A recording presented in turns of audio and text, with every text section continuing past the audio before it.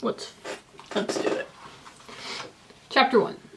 Mr. Jones of the Manor Farm had locked the hen houses for the night, but was too drunk to remember to shut the pop holes.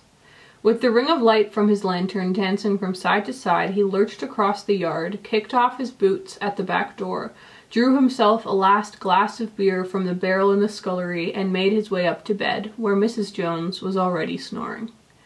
As soon as the light in the bathroom went out, there was a stirring and a fluttering all through the farm buildings. Word had gone around during the day that old Major, the prize middle white boar, had had a strange dream on the previous night and wished to communicate it to the other animals. It had been agreed that they should all meet in the big barn as soon as Mr. Jones was safely out of the way. Old Major, so he was always called, though the name under which he had been exhibited was Willingdon Beauty, was so highly regarded on the farm that everyone was quite ready to lose an hour's sleep in order to hear what he had to say. At one end of the big barn, on a sort of raised platform, Major had already ensconced on his bed of straw under a lantern which hung from a beam. He was 12 years old and had lately grown rather stout, but he was still a majestic-looking pig, with a wise and benevolent appearance in spite of the fact that his tushes had never been cut. Before long, the other animals began to arrive and make themselves comfortable after their different fashions. First came the 3 dogs, Bluebell, Jessie, and Pincher, and then the pigs, who had settled down in the straw immediately in front of the platform. The hens perched themselves on the windowsills, the pigeons fluttered up to the rafters, the sheep and cows lay down behind the pigs and began to chew the cud. The 2 cart horses, Boxer and Clover, came in together, walking very slowly and setting down their vast hairy hoofs with great care lest there should be some small animal concealed in the straw. Clover was a stout, motherly mare approaching middle life, who had never quite got her figure back after her 4th foal. Boxer was an enormous beast, nearly 18 hands high, and as strong as any 2 ordinary horses put together. A white stripe down his nose gave him a somewhat stupid appearance, and in fact he was not of first-rate intelligence, but he was universally respected for his steadiness of character and tremendous powers of work. After the horses came Muriel, the white goat, and Benjamin, the donkey. Benjamin was the oldest animal on the farm, and the worst-tempered. He seldom talked, and when he did it, it was usually to make some cynical remark. For instance, he would say that God had given him a tail to keep the flies off, but that he would sooner have had no tail and no flies. Alone among the animals on the farm, he never laughed. If asked why, he would say that he saw nothing to laugh at. Nevertheless, without openly admitting it, he was devoted to Boxer. The 2 of them usually spent their Sundays together in the small paddock beyond the orchard, grazing side by side and never speaking. The 2 horses had just lain down when a brood of ducklings, which had lost their mother, filed into the barn, cheeping feebly and wandering from side to side to find some place where they would not be trodden on. Clover made a sort of wall round them with her great foreleg, and the ducklings nested down inside it and promptly fell asleep. At the last moment, Molly, the foolish, pretty, white mare who drew Mr. Jones's trap, came mincing daintily in, chewing at a lump of sugar. She took a place near the front and began flirting her white mane, hoping to draw attention to the red ribbons it was plaited with. Last of all came the cat, who looked round, as usual, for the warmest place, and finally squeezed herself in between Boxer and Clover. There she purred contentedly throughout Major's speech, without listening to a word of what he was saying. All the animals were now present except Moses, the tame raven, who slept on a perch behind the back door. When Major saw that they had all made themselves comfortable and were waiting attentively, he cleared his throat and began. Comrades, you have heard already about the strange dream that I had last night, but I will come to the dream later.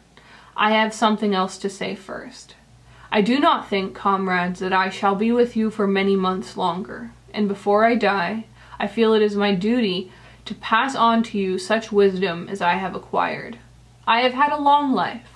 I have had much time for thought as I lay alone in my stall, and I think I may say that I understand the nature of life on this earth as well as any animal now living.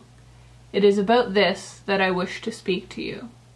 Now, comrades, what is the nature of this life of ours? Let us face it, our lives are miserable, laborious, and short. We are born, we are given just so much food as will keep the breath in our bodies, and those of us who are capable of it are forced to work to the last atom of our strength. And the very instant that our usefulness has come to an end, we are slaughtered with hideous cruelty. No animal in England knows the meaning of happiness or leisure after he is a year old. No animal in England is free. The life of an animal is misery and slavery. That is the plain truth. But is this simply part of the order of nature? Is it because this land of ours is so poor that it cannot afford a decent life to those who dwell upon it? No, comrades. 1,000 times no. The soil of England is fertile. Its climate is good. It is capable of affording food in abundance to an enormously greater number of animals than now inhabit it. This single farm of ours would support a dozen horses, 20 cows, hundreds of sheep, and all of them living in a comfort and a dignity that are now almost beyond our imagining. Why then do we continue in this miserable condition? Because nearly the whole of the produce of our labor is stolen from us by human beings. There, comrades, is the answer to all our problems. It is summed up in a single word: man. Man is the only real enemy we have. Remove man from the scene, and the root cause of hunger and overwork is abolished forever.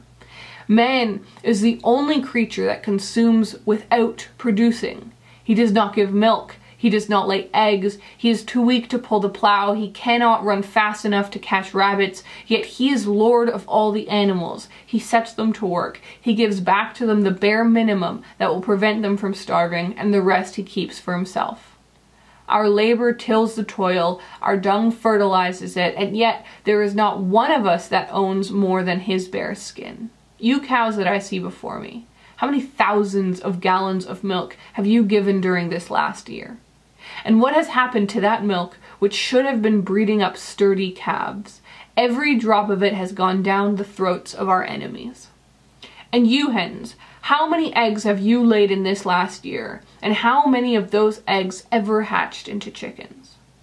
The rest have all gone to market to bring in money for Jones and his men. And you, Clover, what are those 4 fowls you bore? Foals, I don't know.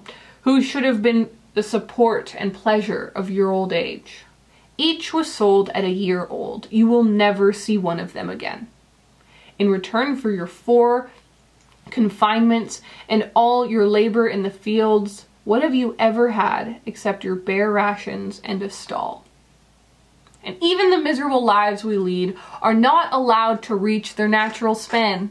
For myself, I do not grumble, for I am one of the lucky ones. I am 12 years old and have had over 400 children. Such is the natural life of a pig. But no animal escapes the cruel knife in the end. You young porkers who are sitting in front of me, every one of you will scream your lives out at the block within a year. To that horror we all must come. Cows, pigs, hens, sheep, everyone.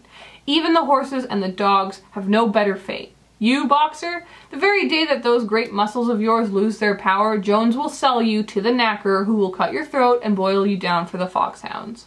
As for the dogs, when they grow old and toothless, Jones ties a brick round their necks and drowns them in the nearest pond.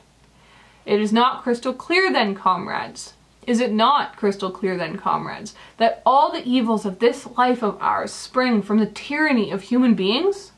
Only get rid of men, and the produce of our labor would be our own. Almost overnight, we could become rich and free. What then must we do? Why? Work night and day, body and soul, for the overthrow of the human race. That is my message to you, comrades. Rebellion. I do not know when the rebellion will come. It might be in a week or in 100 years, but I know as surely as I see the straw beneath my feet that sooner or later justice will be done. Fix your eyes on that, comrades, throughout the short remainder of your lives. And above all, pass on this message of mine to those who come after you, so that your future generations shall carry on the struggle until it is victorious. And remember, comrades, your resolution must never falter. No argument must lead you astray. Never listen when they tell you that man and the animals have a common interest, that the prosperity of the one is the prosperity of the others. It is all lies. Man serves the interest of no creature except himself. And among us animals, let there be perfect unity, perfect comradeship in the struggle. All men are enemies, all animals are comrades. At this moment there was a tremendous uproar. While Major was speaking, 4 large rats had crept out of their holes and were sitting on their hind quarters listening to him. The dogs had suddenly caught sight of them, and it was only by a swift dash for their holes that the rats saved their lives. Major raised his trotter for silence. "Comrades," he said, "here is a point that must be settled. The wild creatures, such as rats and rabbits, are they our friends or our enemies? Let us put it to the vote.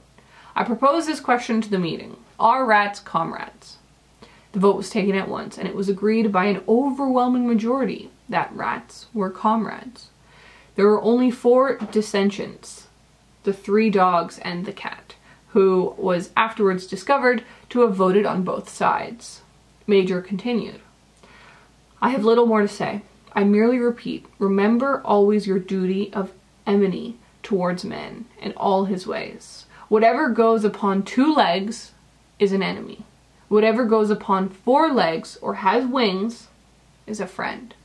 And remember also that in fighting against man, we must not come to resemble him.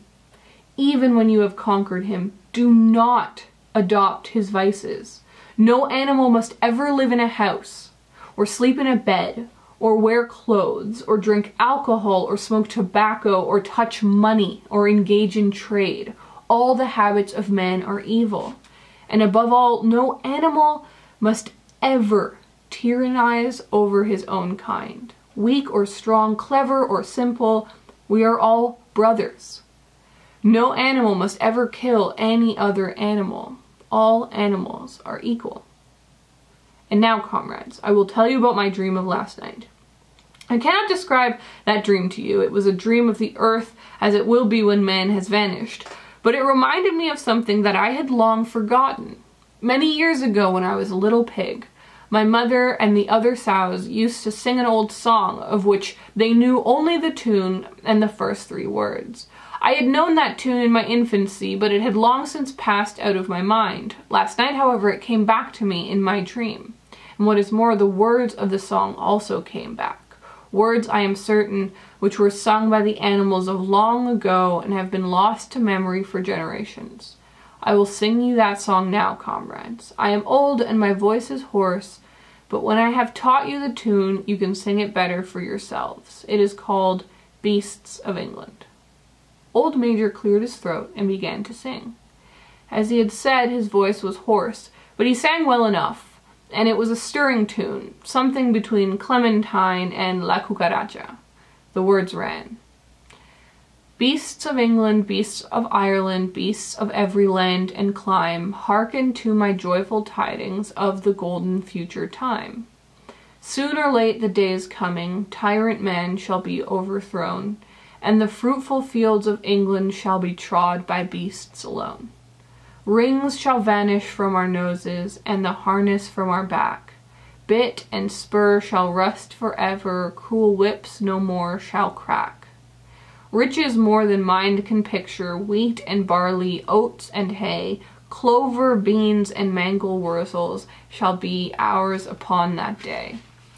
Bright will shine the fields of England, purer shall its waters be, sweeter yet shall blow its breezes on the day that sets us free.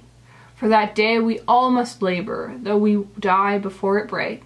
Cows and horses, geese and turkeys, all must toil for freedom's sake. Beasts of England, beasts of Ireland, beasts of every land and clime, hearken well and spread my tidings of the golden future time." The singing of this song threw the animals into the wildest excitement. Almost before Major had reached the end, they had begun singing it for themselves. Even the stupidest of them had already picked up the tune and a few of the words, and as for the clever ones, such as the pigs and dogs, they had the entire song by heart within a few minutes. And then, after a few preliminary tries, the whole farm burst out into Beasts of England in tremendous unison. The cows lowed it, the dogs whined it, the sheep bleated it, the horses whinnied it, the ducks quacked it. They were so delighted with the song that they sang it right through 5 times in succession, and might have continued singing it all night if they had not been interrupted. Unfortunately, the uproar awoke Mr. Jones, who sprang out of bed, making sure that there was a fox in the yard. He seized the gun, which always stood in a corner of his bedroom, and let fly a charge of No. 6 shot into the darkness. The pellets buried themselves in the wall of the barn, and the meeting broke up hurriedly. Everyone fled to his own sleeping place. The birds jumped onto their perches, the animals settled down in the straw, and the whole farm was asleep in a moment. Chapter 2. 3 nights later, old Major died peacefully in his sleep. His body was buried at the foot of the orchard. This was early in March. During the next 3 months, there was much secret activity.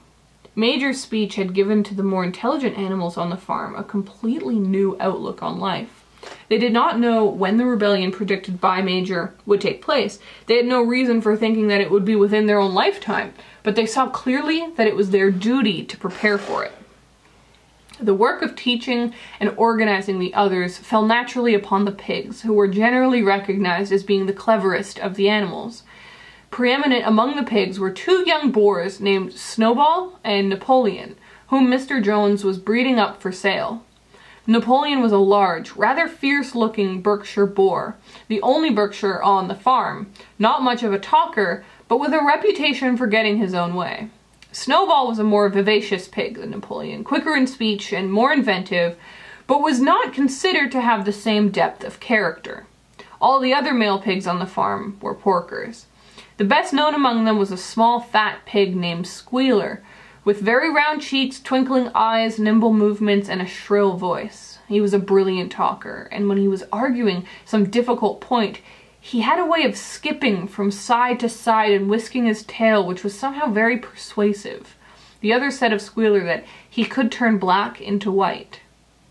These 3 had elaborated old Major's teachings into a complete system of thought, to which they gave the name of animalism. Several nights a week after Mr. Jones was asleep, they held secret meetings in the barn and expounded the principles of animalism to the others. At the beginning, they met with much stupidity and apathy.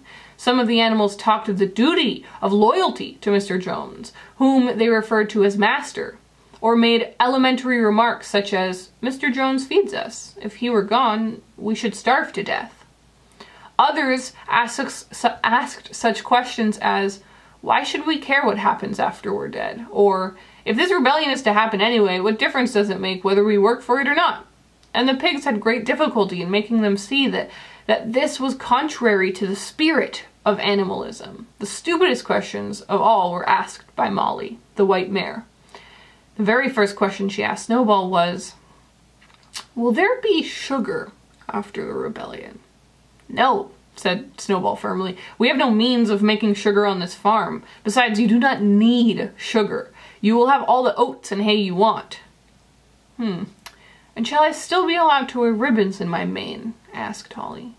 "Comrade," said Snowball, "those ribbons that you are so devoted to are the badge of slavery.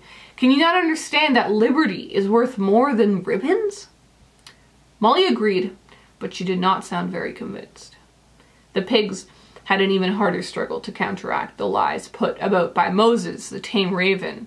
Moses, who's Mr. Jones's especial pet, was a spy and a tale-bearer, but he was also a clever talker. He claimed to know of this existence of a mysterious country called Sugar Candy Mountain, to which all animals went when they died. It was situated somewhere up in the sky, a little distance beyond the clouds, Moses said.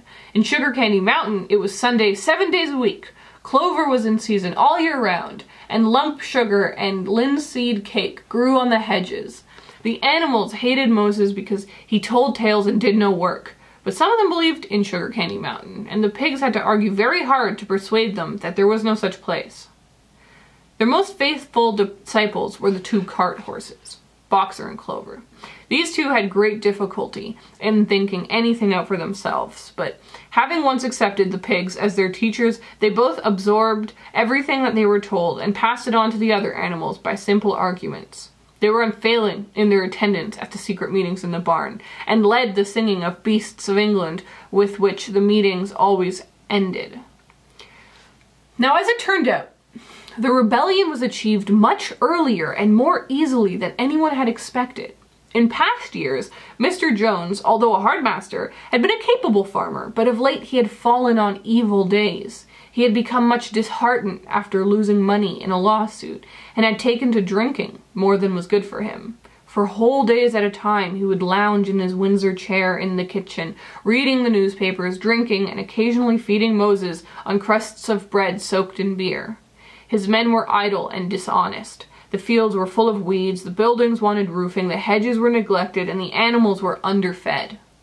June came, and the hay was almost ready for cutting. On Midsummer's Eve, which was a Saturday, Mr. Jones went into Willingdon and got so drunk at the Red Lion that he did not come back till midday on Sunday. The men had milked the cows in the early morning and then had gone out rabbiting, without bothering to feed the animals. When Mr. Jones got back, he immediately went to sleep on the drawing room sofa, with the news of the world over his face, so that when evening came, the animals were still unfed.